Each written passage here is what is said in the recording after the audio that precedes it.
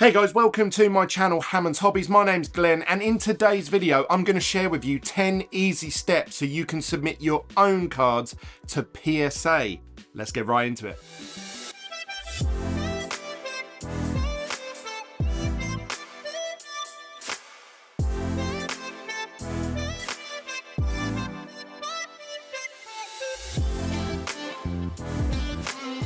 So in today's video, I'm going to share with you 10 easy steps so that you can submit your own cards to PSA. If you find any of the information in this video useful or helpful, please smash up that like button. It does help the channel grow.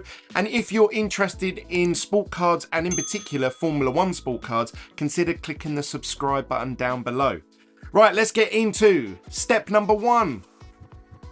So first things first, we need to prep the card that we're going to send to PSA. I tend to open up sealed packs here live over on my Whatnot page. So obviously I come across a lot of freshly pulled hits. So we're going to open up some packs. I tend to open new cards up wearing gloves so I don't get my fingerprints on them or any marks or scuffs, just to help out the process.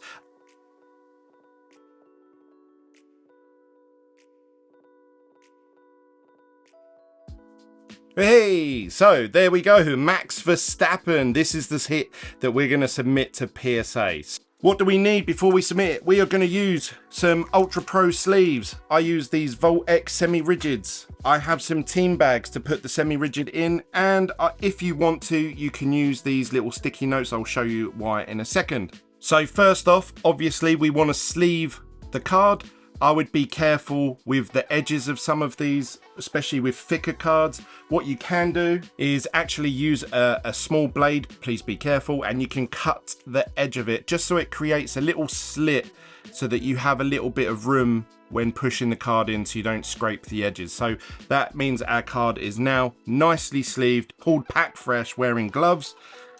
Then we're going to put it in a semi-rigid. So be careful when you place it into the semi-rigid and try to not apply too much pressure in the middle top here. This is where the most common damages occur on a card, is actually people pushing here too hard with their fingernails or hard surfaces. So we're actually just going to push this in very gently. But what we're going to do to prevent damage from when people pull it out, we're actually going to use one of these little post-it sticker notes. You can buy these very cheaply from like WH Smith's or postage places.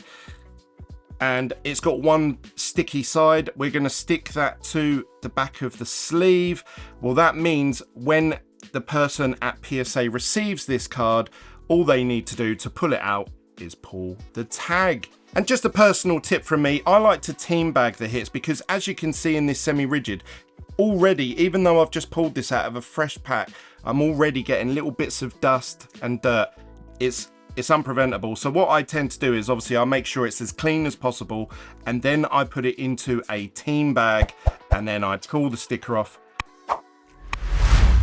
And there we go. We have a pack fresh Max Verstappen in a semi-rigid, in a sleeve, wearing gloves, so there's no fingerprints, no residue, and we've got it now in a team bag. So now PSA should receive this how I exactly put it in there. So for step number 2, we're going to head on over to psacard.com, where you're going to go and create a brand new account. All it's going to ask you for is your name, address, and email address.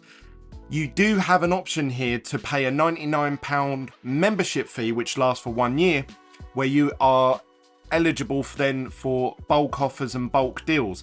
But for the purpose of this video, we're just going to create a brand new free account. So step number 3, now that we have our brand new PSA account, we're going to submit our very first submission. So what we're going to do is click this blue button up the top right hand corner, submit, and we're going to click start submission, and we're going to click plus new submission. Step number 4, we're now going to select our grading type. Now there are different services that PSA offer, but for the purpose of grading this Max Verstappen card, so this is where we select the standard authentication of grading of raw cards. This is where they're going to grade it out of 10, what condition the card is in. Hopefully we're going to get a PSA 10. There are other services here like autograph grading, reviews, crossovers and reholders if you feel your case has got scratched or damaged. We're not going to worry too much about those now. We just want to submit a standard graded card. So we're going to select and continue. So this is where we're going to select our service level. Now there's two things that you want to consider here. How much do you want to insure your card for whilst it's in the hands of PSA and being returned to you? And secondly, how quick do you want them to turn it around? Obviously, the more you want to insure the card for, the more expensive it'll be. And the quicker turnaround time you want, the more expensive it will be. So for the purposes of this video, I'm going to pick the cheapest grading service available to us for submitting a single card. So up the top here, you'll see that they have a couple of offers. So these first four refer to if you're a member, you have to be a member to qualify for these offers. So you have to pay that $100 and you have to submit a minimum of 20 cards at a time. Now for some of you that isn't viable, so you just want to submit one card. So we're going to go down and actually find the first option where you can just submit one standard card. Now on here it says value and it says 1979 or older. So this is if you're submitting a card that is 40 years older and above. For many of us, many of you out there, this won't apply to you. So we're going to select the one that's from 1980 to present day. That does apply to us. It has a 45 business day turnaround. They'll insure the cards up to $500 and it'll cost us $24.99. You don't pay for this now, but I'll get onto that in a later step. Step number 5, we're going to input the card name and what set it's from. Now, I tend to find that it's easier if you put in the year that this card is from first, then the manufacturer, the person who made it, so whether it's Topps or Panini, and then what sport it is, the set that it's from, and then the name of the card. You can even input the number of the card, but unfortunately this F1 lights out set, they don't number the card. So we're just going to put in Max Verstappen History Maker, and then we need to find obviously the out of 49 green version. So let's do that now. So as you can see, I've input as much detail as I can about this card. I haven't put in that it's a green yet, but I just wanted to show you guys that once you start typing it in, you'll see that the blue means that it's a direct match to what you're typing in. So you can see most of this is blue. So that is a very direct match. If you're still not sure, there's pictures on the left-hand side, so you can use that as a comparison to the card you're submitting. And if the card doesn't come up at all, you can actually just go down the bottom here and click add it manually. Now you want to add as much detail as possible because you're trying to make it as easy for the grader to look at the card, look at what you've inputted so that they can go, I know roughly where to start looking. This is from 2022, lights out. You got to imagine they're seeing cards from Pokemon to Yu-Gi-Oh to obviously sports cards, NFL, basketball, baseball. You want to try and narrow that down as much as possible so that they can look at the card and say, right, the customer believes that this is from this year, this set. Now they will authenticate it, so even if you type it in wrong, they should actually input the correct details on the label anyway, but we're just trying to help them minimize any mistakes. Now, as you can see, we go down this list and I don't need to add this manually because the card is on there. You'll see that there's different color parallels versions. But the one that I've got obviously is a green, which is an out of 49. And this is on there already as well. So I'm just going to select this card. It's going to ask me the quantity, which obviously we only have one of them. And then it says declared value. Now remember, they will insure a maximum declared value of up to $500. That's included in the price that you're paying for the $24.99. This means that whilst PSA have this card in their hand, all the way up until you receive it back in the post, they will insure it up to $500. Now, this can affect, obviously, when you're receiving the card back through customs into your country because they're going to declare all the values of these cards. So that's something we'll touch on a bit later. I think that this card is worth about $20 to $30 personally. So I'm going to put in $20 and we're going to click save. And you'll see that your card gets added to this list. Now, you can continue to add more cards if you want to, and you can submit as many as you like.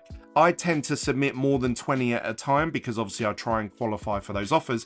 But for the purpose of this video, we're just submitting the one card. We've declared the quantity, we've declared the value. We're going to now proceed to checkout. So step number 6, we are on the checkout page. So we have a few options here. They've just recently added the option to purchase a label through them with FedEx. But this only applies if you're within the United States posting it to PSA.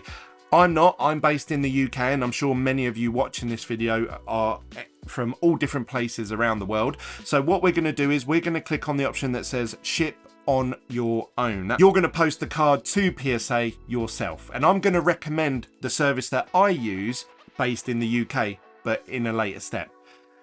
Then we have an option to either send the card to PSA Vault, which means that you are going to send it to the PSA Vault, where you can view the card at any time online. You can store it there. It's held safely, securely, and at any time you can then submit to sell it on Goldin. But just recently they have now teamed up with eBay, so you can actually sell this card on eBay directly from within this app. But I want to get the card back personally myself because I want to hold on to the card. So I'm going to click the option that says ship item back to me. It's then going to ask me to input my address that I want the card submitted to, and it's going to ask me for my phone number and email address, which I'm going to input. I'll try to not share that on screen here.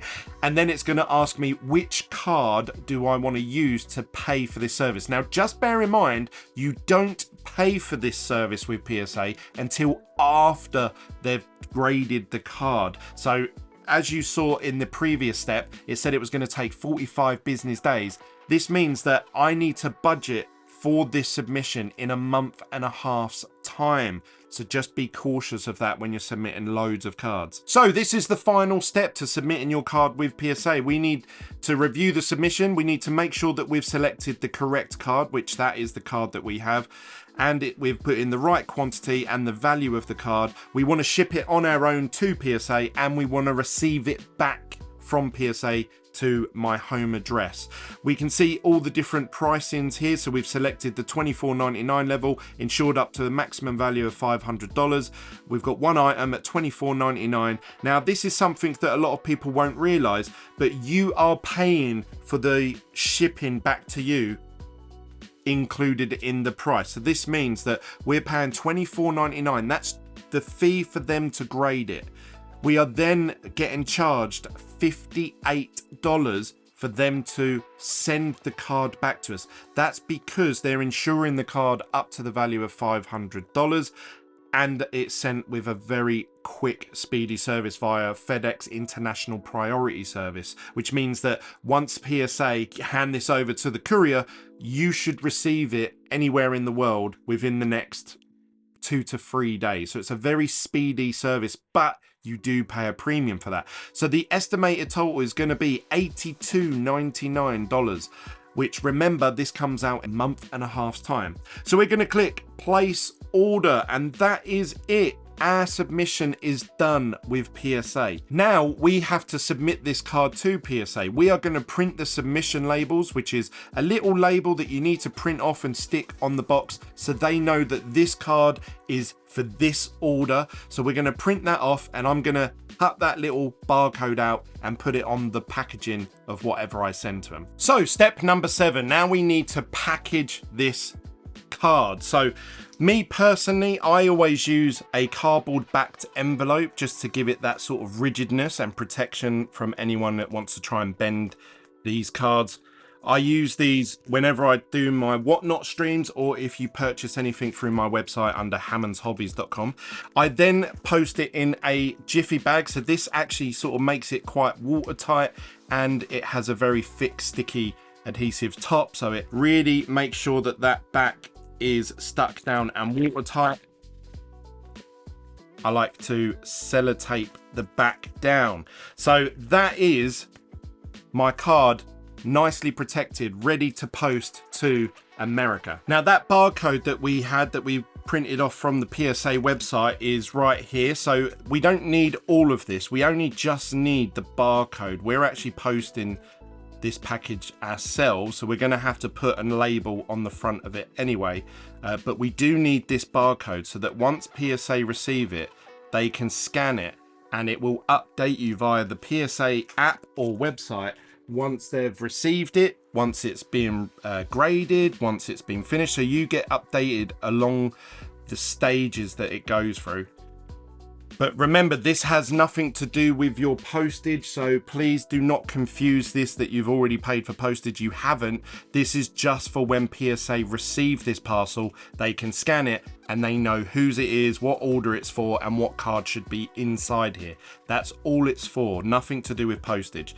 So now that we've got our parcel, we're going to move straight on to, so step number 8, we are going to now have to get this parcel sent to America and to PSA's door. So what we're going to do is I'm actually going to use a service called FedEx International Priority. It's the only service that I use when I'm posting anything abroad. That's whether I sell stuff through my website or through eBay, and obviously sending stuff to PSA. The reason that I'm going through parcel2go.com to actually get my FedEx rate is because I find Parcel2Go's website so much more user friendly. And if you're someone like me who doesn't want to fiddle about with putting in customs and tariffs and stuff like that, I find that this Parcel2Go is a lot easier to use. So that's my recommendation. I'm not affiliated, the service that I like to use. So we're going to click on send internationally to the USA.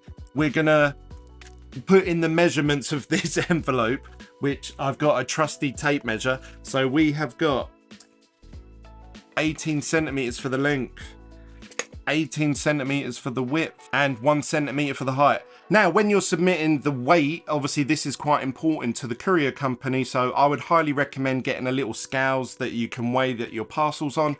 But I know from experience that this is like 0.1, but I'm going to put in 0.2 just to be on the safe side. Right, so because this is a comparison website, this will actually show you all your different options and price levels for sending this parcel to PSA. The cheapest at the moment being Every, which comes up at £9.49. Then we have DPD, Royal Mail. But I would highly recommend that you use the service FedEx International Priority. FedEx International Priority is the service that PSA will use when they submit the cards back to us. So I just find it easier to keep it all in-house with the same company.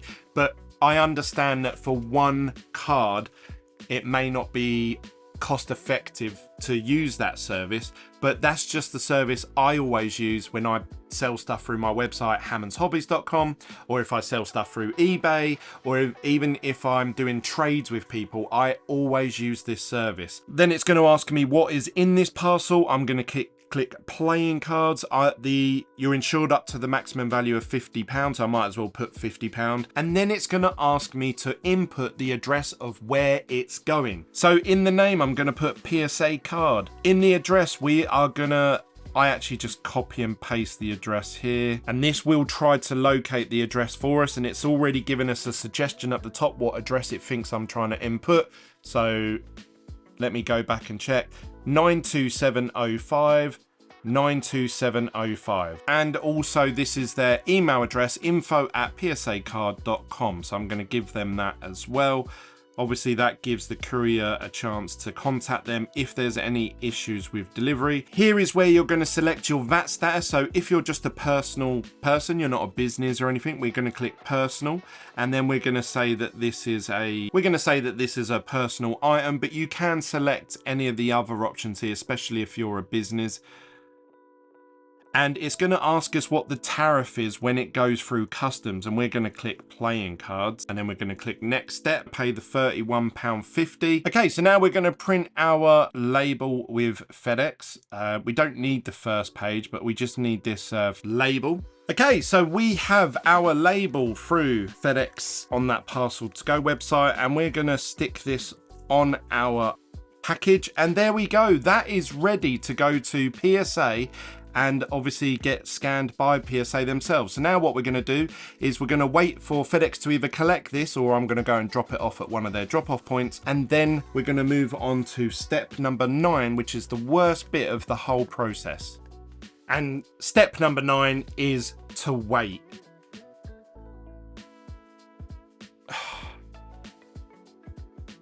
So after that excruciating wait, we now have the final stage, and that is the payment. So the payment for this PSA service won't come out until the day you receive an email a bit like this. Good news, Glenn. Your grades are now ready for your order, and the grades are available to view here. You need to make sure that $82.99 that you inputted at the start of the submission is available in your account on this day, because that is when they will submit the money from your bank account. If it doesn't go through, you won't be able to view your grades, which is very frustrating. And that is the final step. All we need to do now is receive the card.